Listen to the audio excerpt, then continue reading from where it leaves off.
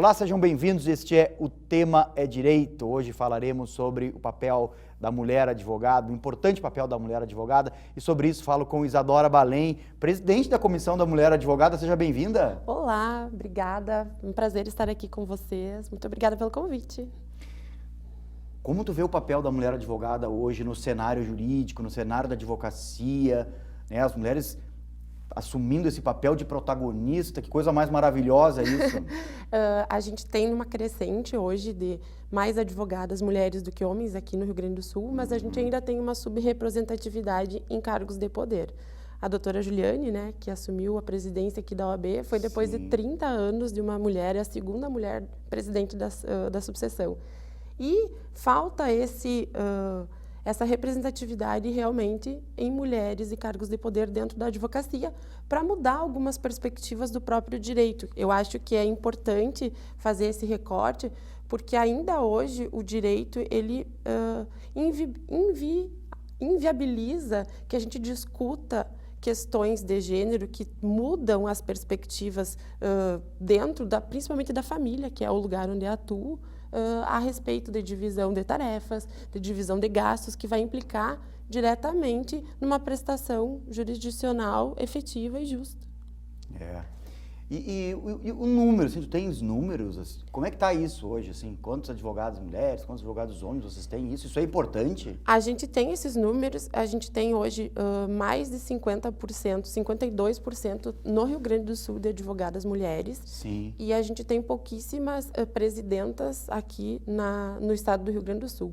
Em nível nacional, Conselho Federal da OAB, a gente nunca teve uma mulher como presidente. Então, tudo isso tem uma trajetória cada vez mais lenta, porque a gente não quer ocupar cargos simplesmente para formar uma paridade ou trazer uma representatividade, mas porque a gente também tem a mesma qualificação, a mesma competência para estar exercendo esse tipo de função. Acontece que cada vez que existe um deslocamento da mulher aqui para um âmbito do âmbito privado para o âmbito público, tem toda uma série de questionamentos que a gente está promovendo esse tipo de debate dentro da OAB também. Como a trajetória da Juliane, por exemplo, enquanto advogada, até se tornar presidente, foi marcada por vários questionamentos que não são dirigidos a colegas homens quando vão ocupar esse mesmo espaço. A exemplo de com quem vai deixar os filhos, como que tu vai se impor para ser combativa e atuante frente ao judiciário. A estrutura do Judiciário de Santa Maria tem alguns problemas, a exemplo de não ter juiz titular em diversas varas, que vai gerando substituição bastante recorrente, atrasa a pauta de audiência. Então, questionam como se a capacidade dela de enfrentar problemas institucionais aqui em Santa Maria estivesse ligada a uma questão de gênero que ainda hoje a gente vê, sabe? Agora, por um lado, é inacreditável que no século XXI a gente ainda tenha que falar sobre isso, né? É uma coisa que causa um certo estarrecimento, assim, ter que a gente está aqui falando sobre isso, uma coisa que é tão óbvia, é tão, né? Por um lado, a gente é uma sociedade arcaica nesse ponto de vista. Muito. E eu acho que a invisibilidade disso é o que torna tão difícil falar e tão necessário. Por exemplo, como eu tinha dito, que as minhas demandas são principalmente no direito de família. Então, é muito difícil, chega a ser dolorido tu ter que dizer para um juiz ou para um pai que está litigando contra, que uma criança que amamenta, tu não vai dividir só o valor das fraldas, porque ela tem outros gastos, e a gente está nesse patamar de discussão ainda, entendeu? Sim. A gente está num patamar de discussão de, muitas vezes, de uma mulher que é autônoma, que está deixando de trabalhar para se dedicar inteiramente ao cuidado de uma criança e que não tem nenhum subsídio do Estado para prover a segurança alimentar, inclusive, dessa criança, entendeu? Então, a desproporcionalidade, quando a gente vai fixar, por exemplo, alimentos ou tempo de cuidado, é muito grande. E aí, eu acho sempre importante falar que o próprio CNJ, o ano passado, reconheceu essa assimetria e elaborou um protocolo para julgamento com perspectiva de gênero. Todas as áreas do judiciário, desde a justiça estadual, federal, previdenciário, trabalhista, até militar, trazendo essa questão de como funciona as tarefas de cuidado, essa divisão sexual do trabalho em casa, o trabalho doméstico, porque isso impacta muito em várias áreas. O fato de hoje a mulher ainda ser uma funcionária mais cara, que tem, pode ser preterida no momento de uma contratação, que tem uma licença maternidade, que vai ser a principal responsável quando o filho adoece, quando o filho... faz com que a gente perca muito espaço e ganhe menos e tenha mais dificuldade de galgar posições dentro de uma corporação. É como te falei, assim, é inacreditável que a gente fale sobre isso ainda agora. Isso, né, a gente nem tinha que estar aqui falando sobre isso, mas obviamente que é importante sempre, que não se pode esquecer disso, né, dessas diferenças que a sociedade acaba estabelecendo.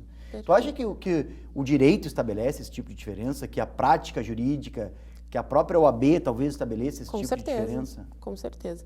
Eu acredito que o direito, se a gente for pensar em por quem ele foi feito, é uma prática que é essencialmente masculina. Sim. E não necessariamente, mas no caso sim, tem vieses machistas porque não consegue olhar para a especificidade do que a mulher precisa naquele momento. Se a gente for olhar até a própria questão do cárcere, a gente tem uma quantidade ínfima de presídios ou espaços que são pensados para mulheres, para atender necessidades com filhos, com necessidades fisiológicas da mulher que não são consideradas.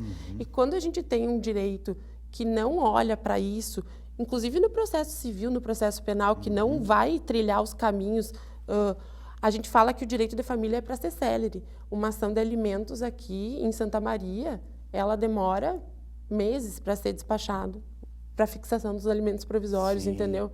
Então, tu tem ali uma pessoa que não tem o dinheiro para comprar o básico para o filho, para executar alimentos, é uma outra questão.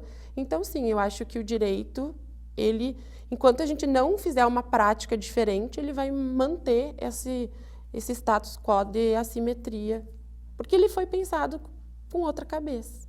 Como é que funciona essa comissão? Vocês se reúnem, assim, periodicamente? Os homens participam dessa comissão? Não, até fica o convite, então, para que os homens possam participar da Comissão da Mulher Advogada. Eu acho que essa é uma discussão muito importante, porque se a gente, né, metade da população, é uma discussão que não pode ser, ficar centralizada como se fosse uma pauta essencialmente feminina, porque ela diminui a importância se a gente setoriza dessa forma. Então, fica um convite.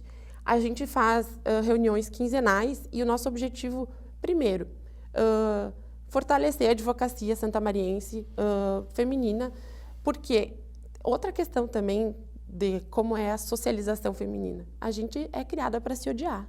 A gente olha outras mulheres como rivais, a gente não consegue fazer parceria com mulheres, é muito difícil isso. Então, estar à frente hoje de uma comissão que tem 38 mulheres que são concorrentes, porque são todas advogadas, é sempre um desafio e tu ressignificar as relações que a gente vai ter, não de concorrência, mas sim de colaboração.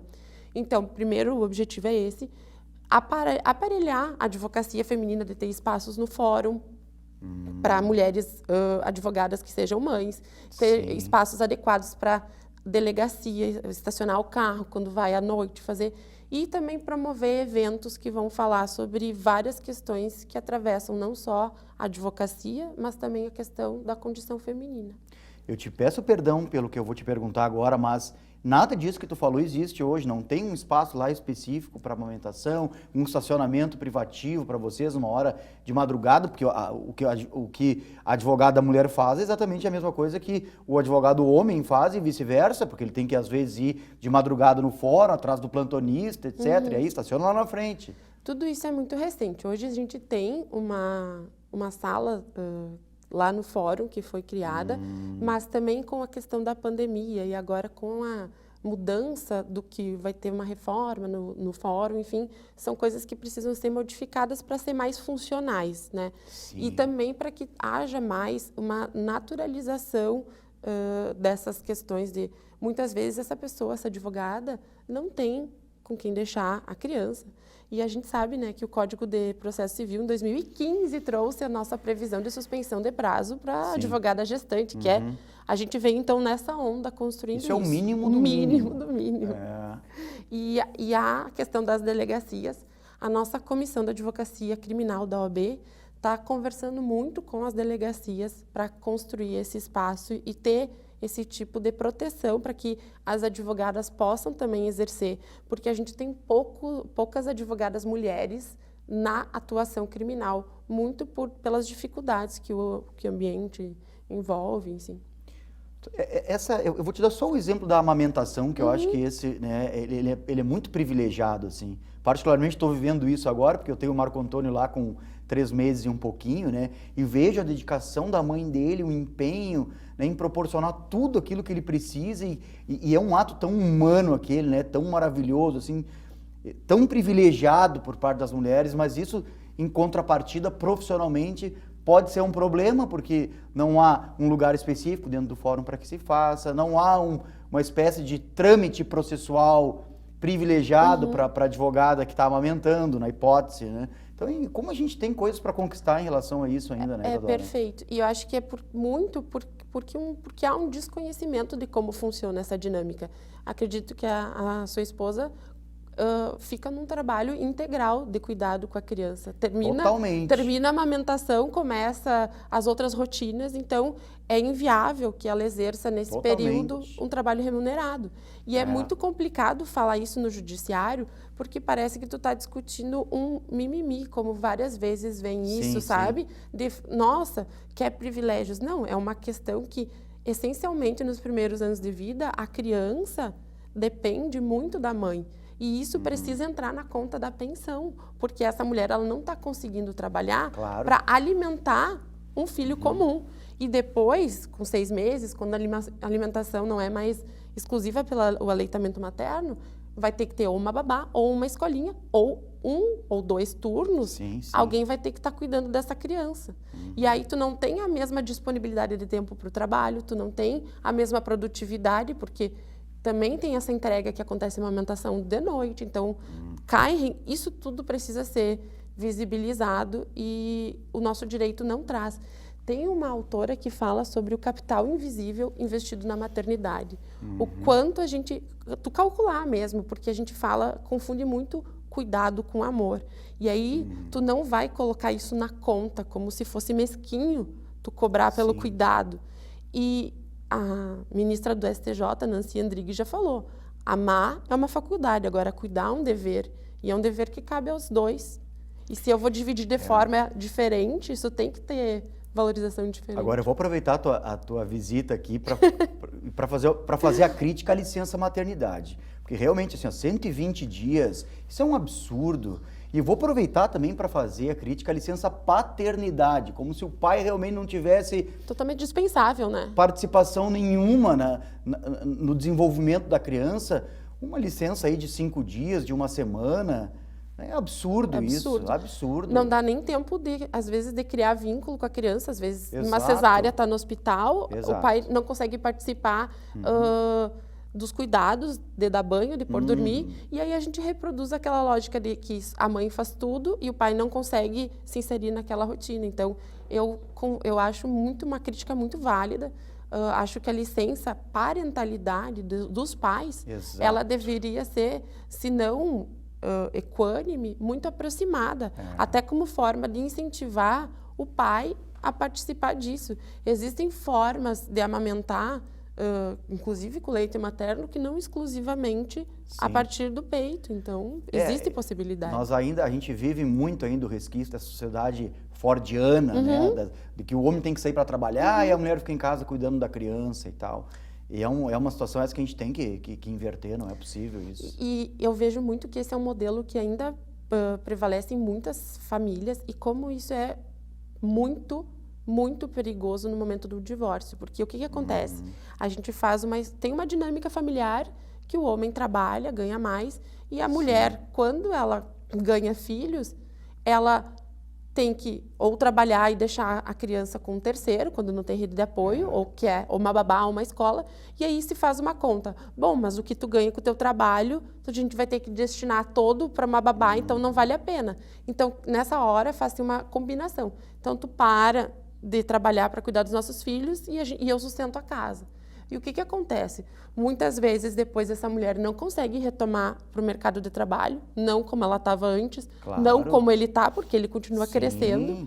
E aí o divórcio tá uma mulher de meia idade, sem ter uma experiência profissional e sem aquela valorização pelo trabalho que ela realizou dentro de casa, para a família, para os filhos, para o marido. Olha, eu quero te agradecer por ter vindo aqui falar sobre esse assunto. É um assunto caro esse, é um assunto importantíssimo. A gente tem que falar sempre, sempre, sempre, porque as pessoas têm que se dar conta desse tipo de coisa.